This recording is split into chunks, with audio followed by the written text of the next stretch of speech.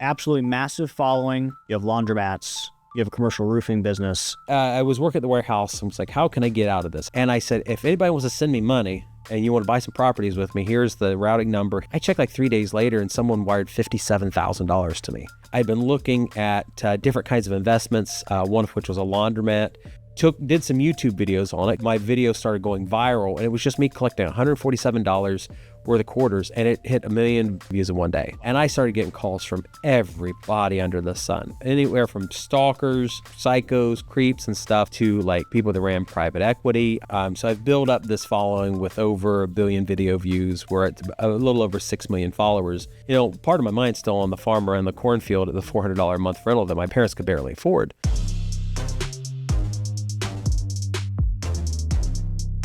Welcome back to Owned and Operated. Today on the show, I have Brandon Schlicter from Investment Joy. Howdy. Welcome. Great to be here. Fellow Ohio boy. Yep. Just under Columbus.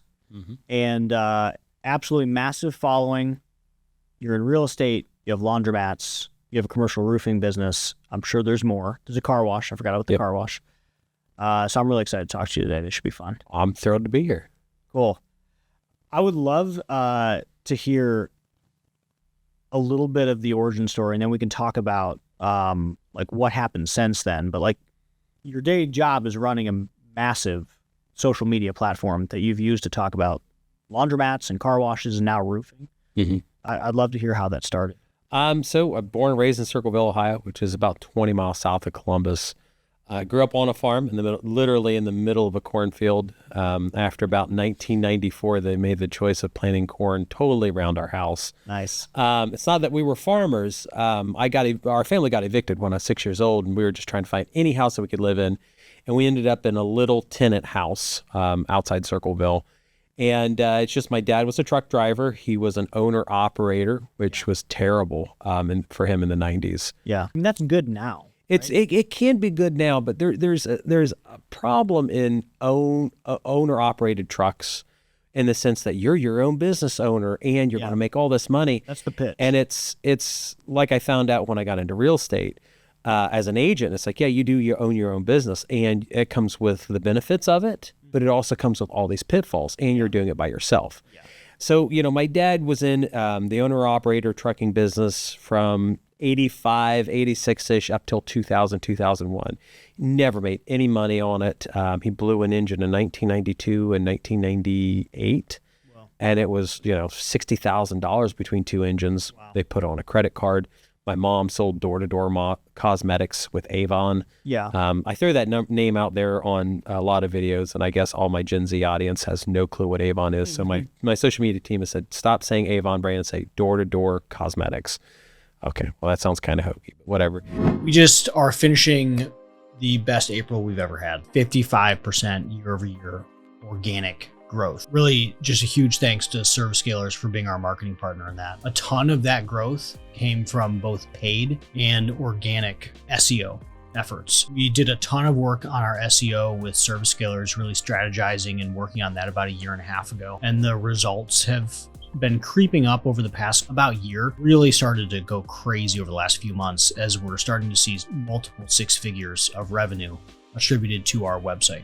And that's from their work on our SEO. On top of that, the management of paid has just been absolutely huge. Year to date, we're up 30-something%. April alone was 55, and we're just super grateful for Service Scalers in that partnership. So if you want to learn more about how they helped us, make sure you check out servicescalers.com. So grew up, just never made any money.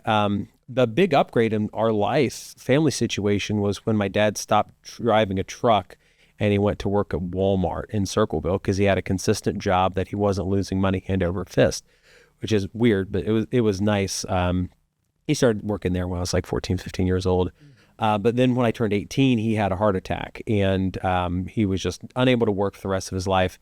I went and got a job in Groveport, Ohio, which is kind of like a suburb of Columbus, working at a warehouse, doing just logistics fulfillment like, your normal Amazon worker is today. My twin brother went to work for the city of Circleville, picking up trash for the parks department. So, just the normal stuff.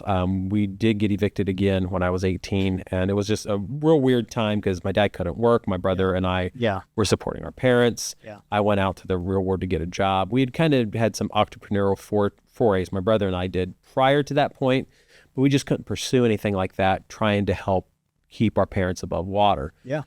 So we did that for a few years. I got to the point I wanted to get married and have the normal life of, and had this aspiration for being a one-income household, because effectively that's how I grew up. My dad did the truck driving thing, and mom's door-to-door cosmetic sales were only very part-time. So she was at home with my brother and I pretty much the whole time, which is nice.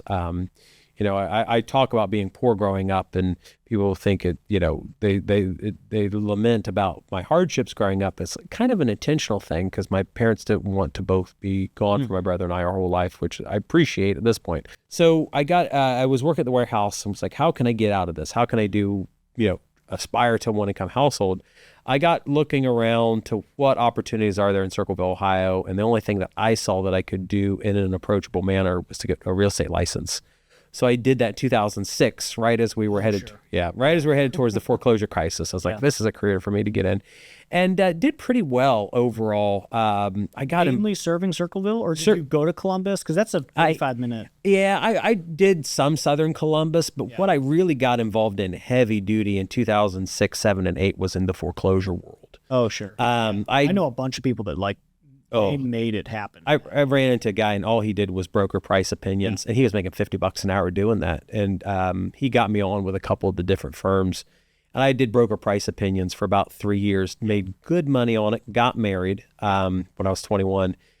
Did that for quite some time, and then the weird foray and change to social media and media in general was I started this blog back in 2009, and it was the phone number and contact information for every foreclosure department in the United States. And it was, if you see an orange sticker on your neighbor's door, this is the person to call to help get information on that from the bank. So I think it was the #1 foreclosure blog online for a reasonable time period. That's crazy. So I was still doing real estate, working for a broker in Columbus, doing the blog thing on the side, closing leads from that. And then came to the realization, it's like, okay, I'm selling a couple houses on the side, but I'm also HER Realty's #1 outbound sales guy. I did more volume in 1 month from the blog than people did in a year. Yeah. And I mean, distribution is it's the great equalizer. It blew my mind. So I was like, okay, I've got to figure out how to do my real estate stuff with social media or online, whatever. So then 2013 rolled around. I've been doing a little bit of everything, ran a bunch of blogs, ran a bunch of websites. I said, well, I can use my social media appeal to go and find some investors for real estate. So, by 2013, I'd been in the business for 7 years, had unending properties in Circleville and Circleville, Southern Columbus area that were, $25,000, $30,000. And we're at the bottom of the market. And I'm like, these properties all make money. I can rent a house out for $1,000 a month and I can buy it for $25,000. Like, I got to find capital now. And during my career as a sales agent, I never run into a poor landlord. They all had tons of money. Well, I need to get an investment property. So I started getting online, forums, blogs, websites like that, and just started asking people for capital. And I had sold some websites off, so I had some money burning a hole in my pocket. So I can go buy a couple rentals, or I can take some money and I can go find some investors to see if I can get more capital. And within 1 year, I had been able to get about $400,000 worth of capital together. And we went out and bought 18 rentals, took that portfolio and kept getting attention for the portfolio. I started my Investment Joy website and brand back real early in that period in 2013. Got covered by Bigger Pockets, was on a couple of their newsletters, and that was just being hit by it was like getting hit by a freight train. I started having people call me from all over saying, hey, I see you're buying these $25,000 houses in the Columbus area. We like the Central Ohio area as opposed to Cleveland, Northern Ohio areas, which have always had. Are you doing this on YouTube? Were you creating content around this yet? I was doing it on a blog. Okay. So if someone would go to investmentjoy.com and go on the Wayback Machine to 2013. So we started as a blog. Yeah. Okay.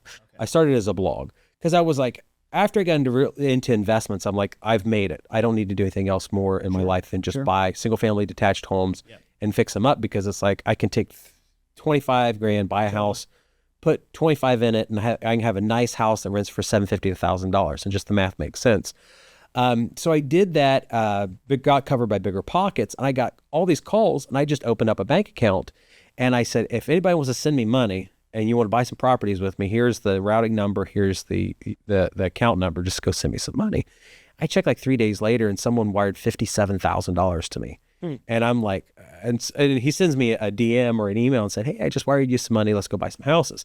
I was like, this is ludicrous. Like, someone just wired money to me. I've never met him before. That's definitely ludicrous. Yeah, it is ludicrous. Like, that guy needs to be checked. Yeah. So I ended up just working with different investors, and we would always partner. I didn't want to manage somebody else's property. I don't want to manage anybody's property that I don't own or at least partner with. So I got in up till 2019, did all these partnerships, investing in properties, bought a trailer park. Then 2019 rolls around. I'd been looking at different kinds of investments, one of which was a laundromat. Ran into the laundromat that I'm pretty well known for on social media. And I tried to buy that in 2016, but couldn't. And it blew my mind that the lady that had the property, she was trying to get $60,000 out of it. She was doing $8,500 a month in revenue. Wow. And I just was like, this is a 60. I mean, today in 2025, that's like probably $1 million asset. Yeah, it's probably not $1 million, but it's, I would say it's probably worth it, knowing the real estate environment in Southern Ohio, maybe 450. But like very underpriced. Well, it would be okay. Yeah. Well, like at 60,000. Oh yeah, 60,000 is ludicrous. Yeah, 60,000 is ludicrous. Yeah. So I tried to buy it, and the deal fell through. But I bought it off the owner that bought it, and he ran it down quite a bit. Yeah. But it just blew my mind that there was some business or something I could get into that would perform better than 10 or 15 houses. Yeah. And by 2019, I had 140 doors. And was just like, this is going to be my life. This is what I set out for in 2013. Bought the laundromat, and the laundromat was making great money day one. Did some YouTube videos on it because I was like, this is valuable content. I want to produce content seriously on it. Yeah. And after I started filming at the laundromat in April 2019, October the 7th, my video started going viral, and it was just me collecting $147 worth of quarters, and it hit almost a million views in one day. And I started getting calls from everybody under the sun, anywhere from stalkers, psychos, creeps and stuff, to like people that ran private equity. I got the call from the vice president of one of the largest telecommunication companies in the United States, just saying, hey, I watch your content. I think what you're doing is great.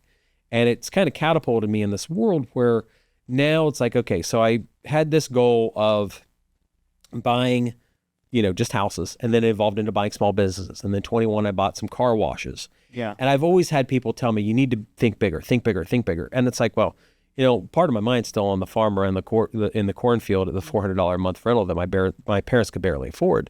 So I'm trying to be cautious and careful with the things I invest in, but I also do want to think bigger because I want to be able to buy some time back. I want to be able to build some things where I don't have to be super hands-on and I can do what I want to do.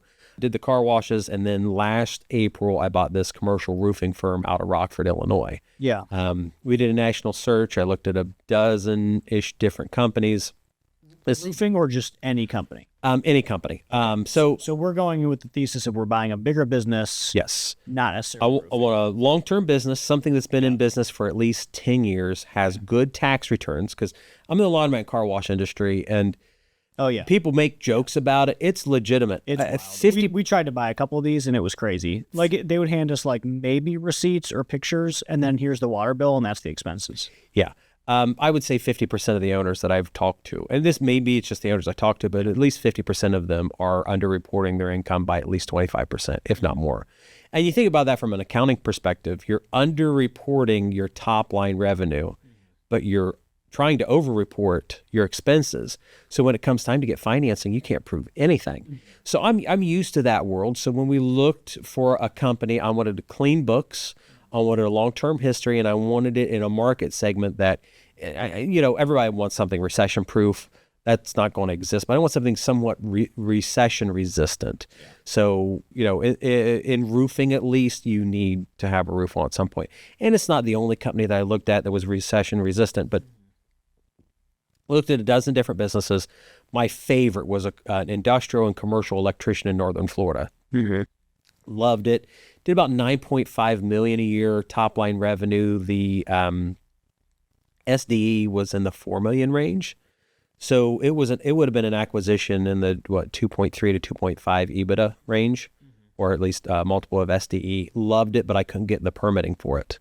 In the state of Florida for commercial and industrial electrician, you have to have a permit that shows that you've been a commercial electrician for no less than 5 years, which I can't do that. So that deal failed. I looked at a trucking company in Indiana. I looked at a commercial roofing firm in Cleveland. I looked at a contract carrier for Greyhound buses. I looked at a paving company in Colorado. Loved it. The books were miserable. I looked at an excavation company in Colorado. Books were miserable on it. Looked at a bunch of different other businesses that weren't nearly as interesting, but those were the top picks. And then we ended up with this commercial roofing firm out of Rockford, Illinois.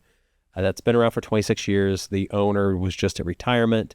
He had tried to get his family on board to take over the company. It's the double-edged sword of being a parent and successful. Yeah. You build up this great company, and your kids don't have to do the same thing that you did. The gentleman we bought the company off of, he's worked every single day in his life, and it's been hard work. And he built up this awesome thing, but it also provided his children the ability to not have to live the same kind of lifestyle. So when it comes for the next generation to inherit it, it's very difficult to pass the torch on to them. We see that a lot in our industry. Yeah. It's uncommon to see the kids take over. Really uncommon. But you're second generation in this, correct? I'm third. Oh, third. So I bought it 9 years ago. It's obviously rare to see a third generation, but it's tough, and I think a lot of people ask us what happens. And I think we have the same concern that this guy might have had where, hey, but like my kids are 4 and 6. And by the time, like businesses only do two things. They sell or they shut down. Who they sell to, like, are they selling to employees in an ESOP? Are they selling to your kids? Or are they selling to an outside party? Maybe. But they sell or they shut down.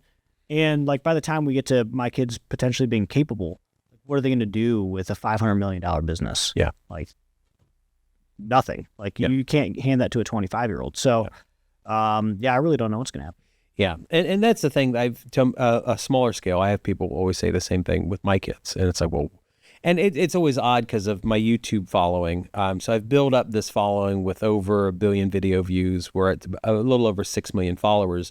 And I have that question all the time. Well, what are your kids going to do? Or they'll get really nasty and say, oh, I wish I was your kid because you're going to hand them everything. And it's like, for my kids, I've got 5 for reference. It's all I want them to do is whatever you do in life, be excellent at it and serve God. That's like, and help other people is the third one. It's like, those are the 3 things I'm trying to instill in my kids, but taking over the company is not in any of those things. If my kids don't have a passion for any of the companies that I run, they can't do it in a way that's going to help other people, then I'll sell them or I'll do something else. Because on my companies that I've acquired, not so much the roofing company, but laundromats, car washes, and especially my rentals, most of them were inherited in some way, or they were passed to a second generation, and the second generation didn't want them, or they weren't able to keep the sustaining growth. My dad always had this great saying growing up. As much as he struggled with his business and everything, he said, as far as he was concerned in life, there were two things: you either grow or die. And I constantly go back to him saying that because there's a lot of wisdom in. You either are growing and you're trying to achieve something bigger or better, or do something better, do something more significant, or you're on the decline. Because if you try to stabilize things, you're really on a slow decline, whether you can perceive it or not. And I see that with every business that I run into. You're trying to get a little better, or you're not. You're going the other way. So with my companies, it's I'm more than happy to sell them out at some point, but I like the idea of doing an ESOP or something that will be able to continue itself for a long period of time. Because I'm sure you feel the same way that I do about my employees. I've got a lot of employees that I truly love them. I think they're great people. I'm glad that I get to play a role in their life and helping them to take care of their family and so on. And the last thing that I want to do is to sell the company out, bring somebody else in, and then to change everything. Yeah. Because I cannot vet with unlimited ability somebody else to have the same moral level that I have, or the same compassion towards my employees. Yeah. We just saw a roll up here recently in the commercial roofing area, and they're, a year and a half into it, and it's absolutely miserable for the employees. Mm-hmm. And, if I needed another reminder, there it is, to be cautious on that front. Yeah, we've talked pretty openly with our team members. Like, our hope is we're aiming at 100 million by 2030. Like, it's on the wall everywhere as you walk through the building. But eventually we hope to bring on investor money. Mm-hmm. And our goal, we've talked about this very openly with our leadership team, is we want to make millionaires in the process. Like, we want to help that to be a thing. So we want people to be able to invest alongside as we continue to grow and drive towards the mission. So we've been pretty blatant about it. That's awesome. But yeah, again, businesses only do two things, and nobody wants us to shut down. So we have to continue. We have to continue. Yeah. That's awesome. Yeah. So you've owned the roofing company for a year? A year. We bought it April 29th. Yeah. So whenever this podcast drops, it's going to be over a year. Yeah. Yeah. So. Yeah. Can you walk me through the business a little bit? Customer mix, what's the average ticket? Sure. We have a lot of roofers listen. Yeah. So when we took it over, they did probably 90% commercial, 10% residential. And just from my standpoint, there's no money in residential. We're a labor union firm. So we do a lot of prevailing wage jobs. Okay. And a pretty reasonable amount of non-prevailing wage. So when you're paying a foreman, $55 an hour plus benefits, it's very hard to make money on a commercial roof. That in our area, the average residential ticket's maybe $25,000. You really, to hit that $25,000, you've really got to be in the insurance world, which they really did not have a process for the insurance paper, like residential situation. But for commercial, it's a much different sales cycle. Yeah. You're building a relationship with a general contractor, a facilities manager, an owner.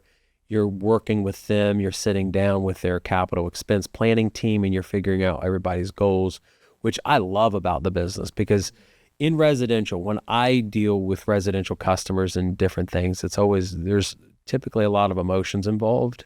And with commercial, it's numbers, it's facts, and it's yes or no, or yes, but we have to wait a year, or whatever it is. So our current mix right now, the average ticket's around $250,000, maybe $300,000 this year. And I say maybe because this year we're going for bigger tickets. We're bidding on one job right now that's in the $4 to $4.4 million range. Just trying to go with bigger jobs rather than. So that's like customer mix, right? Like, you didn't necessarily raise price to go from 250 to 3. No. Just totally different customers. We just went with different customers. There was a lot of hesitation and lack of desire on the older owner's part to go after bigger jobs. Just because I think one end he didn't like the risk, and then two on his end was the capital planning, because you're paying. Oh yeah. You could be spending $1 million on labor on that $4 million job up front before you ever get reimbursed on just the labor, let alone materials. So how does payment work? Like, do you get because it's a 6-month project? If it's a 6-month project, it really comes down to the terms that you negotiate with the client. Usually a lot of them we see, they'll bill in arrears, like net 30. Yeah. Once the labor is completed. So you'll work for 30 days, you'll bill for it. If the GC is good, then he'll pay you promptly. If the GC is not good, then he won't pay promptly. I think the average in commercial construction is about I think it's a 57-day average between work performed and the time you get a check. Get a check, yeah. Yeah. So there's a pretty heavy. There's a pretty. It's a lot. Yeah. It's a large float, and it also kills a lot of the small 100%. guys. Yeah, 100%. They can't float 57 days on $1 million project, let alone a multi-million-dollar project. So we've spent a lot of time working on our capital planning, our outlook, but we've been able to grow average ticket pretty reasonably, but it's also come with the additional benefit of a higher productivity per worker per day. That's kind of our goal of, I have 16 laborers right now working for me on a job site. What is our average margin per person per day, and what's our average revenue per person per day? and we're very concerned about aiming for margin per person per day, which was not a metric when we took the company over. Yeah. The old owner liked doing, these small jobs, and they're, $50,000, $60,000 roofs. Payment was super prompt for a $50,000 to $60,000 roof, which is a huge benefit to get prompt payment. But it's also, we're coming into the job site and we have one full day of setup. We do the job for 3 days, let's say. And then on the fourth day, day setup 1, 2, 3, 4, we do the labor and the work. Day 5, we tear down and go from the job site. So that's 5 days, and we have a day of setup and a day of tear down. So is $10,000 a day good? Yeah, it's okay. Okay. But it's also, that's $10,000 a day on revenue. It's not margin. Yeah. And the margin on that might be $20,000. So now your margin for a crew is less. So you start getting not great numbers. And then, what happens if you have extra laborers and you don't want to lay them off, which we don't want to lay anybody off. So now we're going to bring in extra workers on the job site. Well, now we get the job done quicker. Now we don't need to be on the roof for 3 days. We could get it done in 2 days. So what do we do with that extra day? So you start to get to this point where you're dealing a lot of job site planning, just to make sure that if you overshoot or undershoot, that your guys are taken care of. And with those larger jobs, we've found out, generally speaking, they're not as bad. Yeah. We do have a day of setup. We do have a day of tear down, and then we have 30 days of labor in between the two. Yeah. So now if we overshoot or undershoot, well, it doesn't matter. We can go to another job site. We've got, a couple days of float, or maybe even a week of float for the next job. So we're able to go on to those next jobs, which has been nice. The margins are pretty decent. In our region. What is margin and commercial? In the greater Chicago area, it's about 20%. Gross margin. Yes. So revenue minus field labor minus materials. That number is going to be closer to probably 25 to 27%. Okay. Than overhead. And then overhead is whatever it is, depending on how efficient you are. Yeah. It doesn't sound like there's a lot. It's not bad. I see a lot of teams that are overblown on their overhead. Do you count foremen in cost of goods sold or over? Okay. Yeah. I mean, that makes sense because they're on site all day. Right? Yes. It's a live project manager. Yes. Yeah. So, yes. Yeah, that makes sense. For foremen, they're in cost of goods sold. Yeah. We have an overall project manager that heads up over the foreman. He's in our overhead. Yeah. So, and then everything else, office staff and support staff. And we're growing our estimation team because rapid estimation is very important. Rapid, accurate estimations. Yeah. Very important for commercial contracting because that's one thing that we have found out is we can have the lowest and the best bid on the face of this planet for a roofing assembly. But then if the general contractor doesn't get the job, we're out of luck there. Yeah. We had someone on the show. This was 4 years ago. Mm-hmm. His name's Furkan Yus, and he runs a commercial flooring business. And he built, this was pre-Ukraine stuff, but he built a estimating team for commercial flooring in Ukraine. Okay. So then they get the opportunity to bid, and then Ukraine works, I guess, 12 hours apart. So it's a 24/7 bid shop now. Oh, yeah. Which is kind of interesting. And they're churning out, their closing rate is 2% or 3%. Yeah. It's very, very small. But they do a lot of at-bats, which was kind of wild. And they really accelerated that process. Yes. We're if I had a 2% close rate, that'd be awful. But there are a lot of firms out there that do that. I was recently just firing them off. It's every single request we place a bid. So yes, his goal, it was kind of funny. He was aiming for $5 million, and he was bidding $100 million. And I was like, that's crazy. Yeah. That's wild. We're definitely not wanting to do, was it 100 million in bids a year or a month? A year. A year. Okay. Yeah. I think it was 10 million a month or something like that. Yeah. Well, our goal, I want to reread the show notes now, but yeah. Our goal is definitely around 100 million in bids this year. But my goal is also to close 20% of them. So I want to do 20 million this year. Yeah. But I've run into these another gentleman that bought a demolition company. He's a GC, but he also he run his specific crew runs demo on jobs. And he has said the same thing. The old owner was only bidding, $100,000 a week in estimates. And it takes energy. It does. And it also takes a good estimation crew and a good field crew to go out and make sure that the site survey and everything's done correctly, so that when you get your bid and you give them your scope, it's correct. That was like his thing that he struggled through. And we were on the end of this with increasing our estimation capabilities and our bid flow. And he was like, yeah, I never would have thought I'm bidding $3 million of demolition a week. Yeah. And he said, because of that, he said, our close rate's significantly lower than the old owner, but way more. The amount of work we'll do. And I think he was just more at bats. Yeah. I think he's on track to do like 10 to 15 million this year, which is. Like, what are they even demoing? Like old factories or houses? I feel like it was like, he did a lot of like concrete demo. He was out west too. Yeah. Just answer the phone is one of those phrases that's always easier said than done. I know it was hard for me in my business because the phone always rings while you're out in the field trying to get something done, or it's 8 p.m. and you're trying to get your kids to bed. Well, I have the solution for you. I'm extremely excited today to announce Quick Staffers, your go-to solution for building a high-performing, cost-effective customer service team. We are placing CSRs who have been pre-trained on proven home service SOPs and scripts, the same ones that Wilson and I use in our business. For a limited time, we're offering $500 off your initial placement costs for the first 10 signups. See link in the description below, or head over to quickstaffers.com for more information. There's a company that I have to have them on the show, but they became nationwide from this, and their name is Independence Excavation. Okay. They're in Independence, Ohio. Oh, that's awesome. And like I flew to Vegas 5 or 6 years ago for some work thing, and like they had a sign out there, and they started as just a demo crew. I think exactly like this, and they were just digging holes, and then they started bidding absolutely everywhere, and now they're all over. Yeah, that's awesome. And I the guys that I see that are doing pretty well, they look at what works and what doesn't. It's it's the terrible thing, or to me it's terrifying. Going and buying a company, and to an extent, you're buying a brand name, you're buying some assets, but you're really buying the data.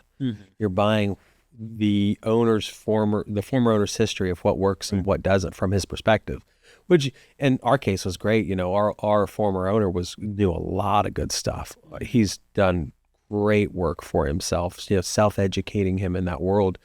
But then there's also a lot of blind spots that we've discovered that we've had to go through and understand with us being new to the commercial roofing industry, how do we deal with these things? It is a small company too. I mean, the infrastructure is small. Like there's not an army of, estimators or project managers, or you're having to build a lot of it. Yeah. And that's what we're doing. And we're, our team in Rockford's doing good. It's the first company I've bought it's mostly remote for me. Yeah. I drive there 1 week a month. It's in Chicago, basically. Yeah, it's in Chicago. Yeah. It's in the greater Chicago area. We're part of the Local 11, which is almost all of central North Illinois and southern Wisconsin. Okay. So it's the whole Chicagoland area, and it's about 2 hours outside Chicago. Yeah. So it's neat. We do a little bit of work in Cook County, but is Cook County Chicago proper? Yeah, Chicago proper. It's one of the largest counties in the United States. There's 5 million people that live there. That's great. But it's super, super competitive, especially on the commercial front. It's very, very litigious. High rises. Yes. That's a game. It is a whole different world. I've talked to a few guys in the Chicagoland area that do high-rise work, and the fact that they use helicopters as frequently as they do just blows my mind. I want to do a job just for the social media video aspect of the helicopter delivering roofing materials. It's the same as like water towers. Like that was a whole thing. There was a documentary on this a couple of years ago, but it was plumbers replacing water towers on top of buildings in New York. And I'm like, that's insane. That is insane. This guy was, and he did a partial cost breakdown on why he has helicopters. Yeah. And it was so interesting to me to see, it's 30 minutes of helicopter work for $15,000, but here's the amount of materials we can pull up and take off. And I was like, well, that makes a lot of financial sense. Like the cranes or we've got a gigantic crane, and you can potentially do that, but it's also, are you blocking the road? Your traffic flow? How long are you braking it for? Are you blocking it for? And there's certain areas of Chicago where I want to say it's like $5,000 every hour for blocking the road. So that's what it is here in Akron. It's like 5 to 10 for right-of-ways. We have to deal with that when we're doing sewers. Okay. Yeah, if we have to carve into the road, it's a situation. Yeah. All right, so not really much in Chicagoland. We're avoiding that. Yeah, but then the rest of that, we expanded our regional grasp by, the old owner was doing maybe 150 miles, and we're closer to 500 to 600 miles. Yeah. Because it's one of those things where, okay, if we can get a job that reaches our margin, why is it disadvantageous for us to go and bid that? And we've really worked a lot. My team out there is absolutely wonderful on trying to build a good work culture. We try to treat our guys right, give them money, make sure that it's worth their time to do travel work for us. Yeah. And when we took the company over, that's like hotels. Yeah. 500 miles that's long. Yeah, it is. Hotels and Airbnbs once in a while and steak dinners, and to just try to take care of the guys because they're giving up time away from their family. And, for a few guys, they love being away from their family, but for our average guy doesn't want to be gone from his family for too long. So we know that we're asking for something.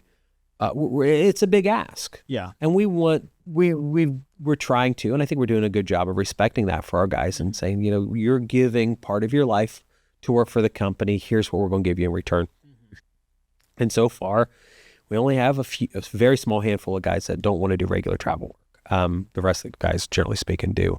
We had some good conversations, sit-down interviews with our employees before we took the company over and after.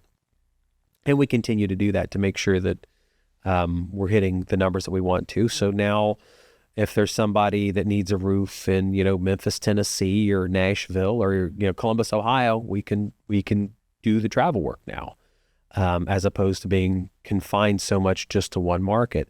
And as we find that our range gets bigger, the margin potentially has the ability to go up higher too, because we're able to bring our assets online for these travel jobs as opposed to a smaller firm in that market that might not have them. We just had Paul Reed on the show maybe 2 months ago, and he started as a storm chaser in I'm pretty sure residential, but could have been residential and commercial roofing. And they set up like 11 different locations, and I think they do 45 million now. Oh, that's awesome. And they turned into 100% residential, like in place. And it sounds a little bit like what you're describing, but like as they expanded bigger and bigger, they started just popping up physical shops at all these different spots, which I think you were doing that or thinking about. Yes. Yeah. We're in the process of setting up some regional shops through the Midwest. Florida is big, one of those big ones. We've had some ideations and some game planning sessions about building a shop either. I like Orlando because it's just centrally located and it's not as competitive as Miami, but it's also very litigious. I've growing up here in Ohio and doing a lot of work in Ohio, I've never seen bandit signs essentially for report bad contractors, but they're all over Florida with the 1-800 number to, is your contractor ripping you off? Report them. Which from the residential landlord side of me, I love seeing them because I've been ripped off by residential contractors. I have elderly family members and friends that have been ripped off by them. So Florida's hard to get into legitimately, but once you're there, the margins are fantastic. It's Florida and California are two of the hardest states to get into for commercial roofing and residential for the most part. But once you're in, you can do very, very well. Yeah. Yeah. He was using, I don't know if this helps or not, but he was basically using massive storm events as a reason to pop up a shop because it gave them multiple years of work. So I was talking with Chris Hoffman yesterday, and Chris Hoffman's 180 million. Most of that's plumbing, HVAC, electric, but 30 of it's residential roofing. Oh, wow. And he's in Salt Lake. Okay. He is in Salt Lake, but he's in St. Louis. St. Louis. Okay. And they just had a tornado apparently. Yes. Crazy tornado. Yeah. Oh, yeah. So their roofing company went from projected 20 million and like they already had a big storm, I guess, in November. Yeah. And they can't even do an estimate until June for residential roofing. So that's kind of crazy. That's a month. And now they can't even do estimates for months. And it's, For residential roofs on the storm side, I've seen guys that have planning software. And I know that a couple years back in the central northern part of Illinois, they had one storm and they modeled that it was $100 million worth of roof damage in just one 24-hour period, which just blows my mind that one natural event can cause $100 million worth of damage and $100 million worth of opportunity. Well, the St. Louis one last week was $1 billion storm. Oh, wow. We had one in August here, and it was 800 million. 800 million. Oh, wow. Crazy. But yeah, it was interesting because Paul was using these large storm events as like, okay, St. Louis is going to be fucked up for the next 2 years. Mm-hmm. We're going to go drop a location there. We're going to serve it. And in the meantime, build up work around it. Yeah. That I thought was kind of like a good, because the hardest part with the new location is leads. So you sort of solved it. Yeah. Yeah. That's awesome. Funny.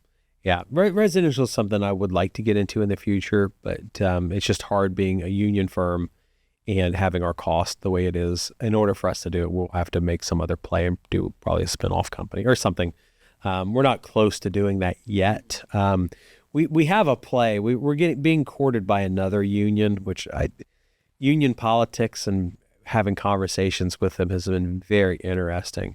But we've got a potential for one union in another state that we've talked to, and we're going to be doing work in their local organization. But we've had that conversation about, well, you're not price competitive for residential in any way, shape, or form. Mm-hmm. And they came back to us very, very positive.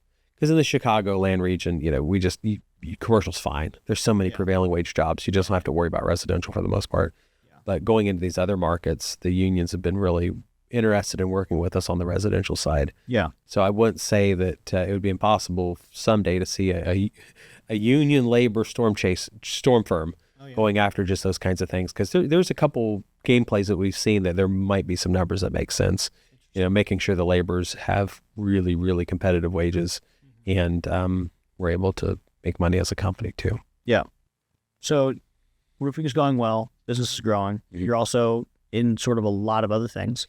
Yeah. Laundromats, car washes. I'm still in residential real estate, some commercial, a little bit of self-storage. And then I run this news company in Southern Ohio called the Scioto Post. Yeah.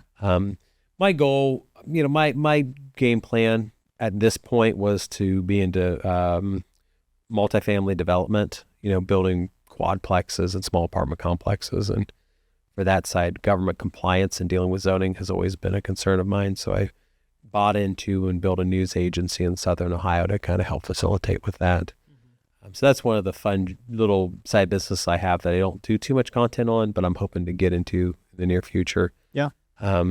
Central Ohio is growing like crazy, and dealing with government compliance and things like that. It's a very difficult topic. Yeah. It's I'm sure you see it on social media. Social media can really shape and change people's perspective on things. And for local communities, it's the same thing. Yeah. I bought a piece of ground to develop in Circleville in 2017, and the neighbors just absolutely hated the fact I bought it.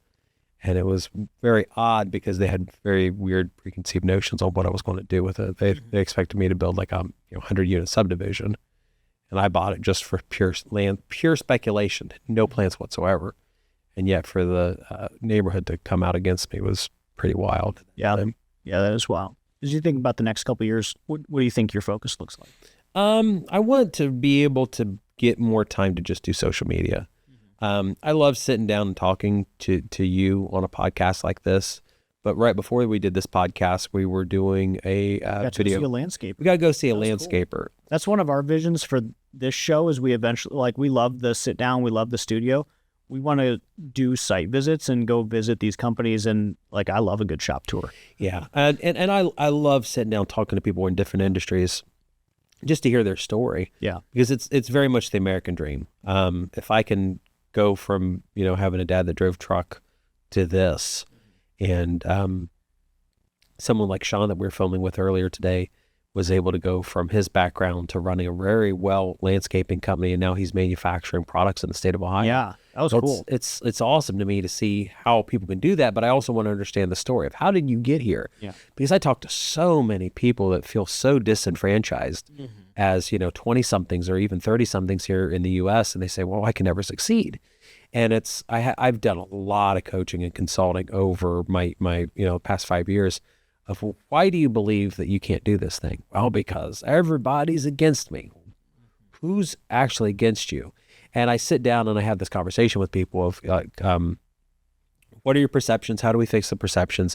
And how do we get you on a track to not believing these lies and doing something with your life? Because I have family members that they're doing nothing, absolutely nothing at this point in life. And 20 years ago, when I first got into real estate, they were telling me, you're going to be a failure. You're never going to succeed. You're not going to do anything. And here I am with all these things. I'm very, very blessed to be at this point. But I also look back at them and I think, you didn't do anything in the past 20 years. And, why are there people out there that have this perception on life and everything? There's so much opportunity out there. And a lot of people don't realize that I've got a twin brother and he does YouTube. He creates products and he's equally as successful as I am, if not more so. And he has the same not growing up great lifestyle that I have. He's, it's the brother that went to pick up trash for the city of Circleville. And yet he's in product creation, reasonable social media following, doing lots of great things. And he has succeeded too. And he's got a wife and 3 kids and spends a lot of time with them, and he's living the dream too. Yeah. And if we've come out of, some reasonably impoverished lifestyle, like what were the building blocks to get there? Yeah. Because it was never a background of, well, you could never do anything. We had people in our family that was, you'll never succeed. Just go out and get a factory job. Just do whatever you can to just scrape the bottom of the barrel.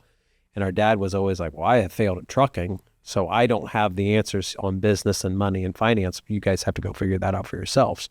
But if you put some effort behind it, you'll probably figure it out. So for my brother and I, that's what we've done, and done reasonably well at it too. And I want to be able to go out and create social media to talk to people and kind of help them think through those things and be a voice that they haven't heard before. Yeah. What do you think? I have a couple sort of quick hit questions. What do you think over the course of your tenure has been the smartest move so far? When you think of like the biggest needle mover? I'm trying to think of the person that told me to do it, and it's been several people. Was just think bigger, do something bigger. Don't confine yourself to just small opportunities. Because when I got into real estate, buying my first investment properties, I had this mindset: I'm just going to buy 500 single family detached rentals. And years ago, I had people say, "Don't think that's small." Like 500 houses is not small thinking, and they said, "No, you should be buying high-rise apartment complexes. You should be thinking bigger and better things and more profitable things, because your limit is unlimited. Just however big you can think, you can do it. You have to build the steps in between now and then, but think bigger." And I bought the Laundromat in 2019, and I thought, okay, $8,500 a month. That's the biggest I can do for a revenue generator per month on a single location. Then I bought the car washes, and our top tier for that was, $400,000 between 2 locations. And then I started looking into the roofing firm, and now we're shooting for 25 million with it a year. And I've had the opportunity to talk to other people that are doing 9 figures a year. And they're all thinking of what's the next step to get me to $1 billion. And it's not that I want to try and put myself on a track to do $1 billion. I think there's a lot of advantages to that style of thinking. How do I get to the point that I have something generating this level of wealth or this level of revenue? But it's one of those things where I really confine myself to too small of thinking. And I think that's, I think in one end, that's kind of the people that I grew up with, is continue to think small, because I was very much the outlier amongst all the people I knew that did business. Everybody's talking about having a taco truck or, doing some sort of baking, like you can start your own business by baking pies in your kitchen. And it's not there's anything wrong with that, but it's also, you could go buy a chain of car washes.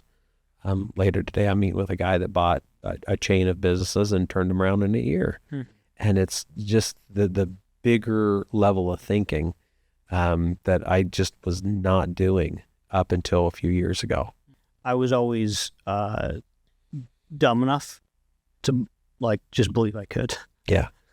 I think that I run into a lot of people that spend too much time thinking of all the reasons for them to fail, as opposed to the reasons that they could succeed, and having at least a little bit of faith in themselves and assumed success. Assume success. That's a friend of mine calls it that. You just, anything you do, you just assume you're going to succeed. Yeah, I think that's good. And then I also think that, one of the other things that holds people back is, what if I fail? So what if you do fail? Declare bankruptcy, you can get a clean slate, you can start all over again. That's very much an option in this country, as opposed to other countries where you can't do that. It's kind of nice. You can reset yourself at any point should you find the need to. So if you realize that you can just hit the reset button, it might be worth a shot to take on some level of risk. So, yeah. What's the toughest moment been over the past 8 years? I don't know. It would be kind of a balance between, is it a personal struggle or is it a business struggle? The business struggle has probably been with the roofing company because everything's big.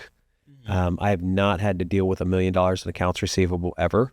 Yeah. And, last October, November, I had $1 million accounts receivable, and I've never had to tighten that up. And, we got past it, but it was also a situation of I've never had to experience this before. This is new to me.